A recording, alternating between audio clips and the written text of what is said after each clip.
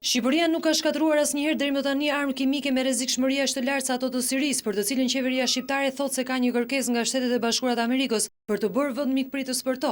Doktori i shkencave toksikologjike dhe eksperti i armëve kimike Qemal Poçi rrëfen për Vision Plus se në vendin ton janë asgjësuar deri më tani vetëm lëndë helmuese luftarake të dobta ose mësimore, të cilat në kohën e vet nuk kanë qenë në armatimin kimik të asnjë shteti. Duke folur për aksionin e vitit 2007, ai thotë se nuk bëhet fjalë për lëndë të mirëfillta luftarake. Lëndë helmuese luftarake nuk janë armë. Tani ekziston dhe shpreha armë kimike, që përfshin lëndët helmuese luftarake së bashku me mjetet e hedhjes dhe përdorimit të tyre, të cilat mund të jenë municione të çfarëdo lloji, që nga granata e dorës deri te raketa balistike ndërkombëtare. Prandaj shpreha që është sa shkurar të re që kemi zhdukur vend armët kimike dhe kemi zënë vendin e parë në botë, nuk qëndron.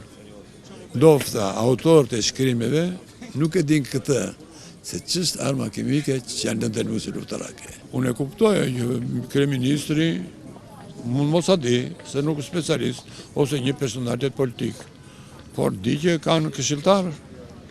Këshilltarët duhet i din këto gjëra. Kjo nuk është se kam zbuluar unë. Gjithë bota këtë terminologji ka. Është ndryshe arma, ndryshe lëndë helmuese. Poçi shton se qeveria shqiptare në rast se do të merrte në konsiderat shkatrimin e tyre, nuk mund ta kryejë këtë e vetme. Ai thotë se shteti shqiptar mund të ofrojë vetëm poligone, ndërsa pajisjet e masat e sigurisë duhet i bëhen nga shtetet e tjera anëtare të NATO-s. Se sa në gjendje është kjo që tranzitoj një sasi më të madhe lëndë helmuese të një tipi tjetër, e din ata. Çfarë teknologji të përdorin këtë me djegje të brendshme apo me degazator të tjerë, prapë din ata. Kishë një problem që ata në qoftë të përdorin, di dhe metodën e azimit të tyre.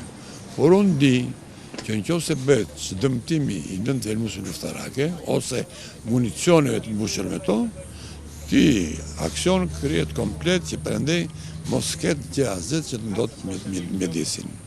Qeverisë tonë mund vetëm mund të kërkohet, ne mund të kërkojmë që të bëjnë auditimin, të shikojmë se mos ketë ndodhje mjedisore. Sipas nën kolonel Poçit, me termin armë kimike është abuzuar në vendin tonë, pasi Shqipëria asnjëherë nuk ka bërë eliminimin e tyre më parë. Një tjetër fakt është se nëse qeveria shqiptare do merrte përsipër këtë barr, zona ku do kryhet shkatrimi duhet të konsiderohet me rrezikshmëri të lartë, mbi bazën e së cilës duhet të merret një kompleks i tërmasash të veçanta. Ndërkohë në Shqipëri ka ende të jeton mbetje kimike të cilat duhet të ripaketohen dhe të vendosen në një vend larg zonave të banuara. Këtë fakt e pohon dhe prezenca OSBE-s në Shqipëri, e cila ka nisur jo më larg se një muaj një projekt. Ky fakt u raportua edhe në Këshillin e përhershëm në Vjenë nga ambasadori i OSBE-s disa ditë më parë. Në faqen zyrtare të saj ambasadori citohet të ketë thënë se këto mbetje kimike të cilat janë vendosur pranë zonave të populluara përbëjnë rrezik për jetën e qytetarëve, duke ndotur në një mënyrë edhe ambientin. Projekti OSBE-s parashikon lëvizjen e mbetjeve me 37 lëndë kimike, përfshirë këtu dhe substanca shumë të rrezikshme, dikloramine dhe ksilenoli.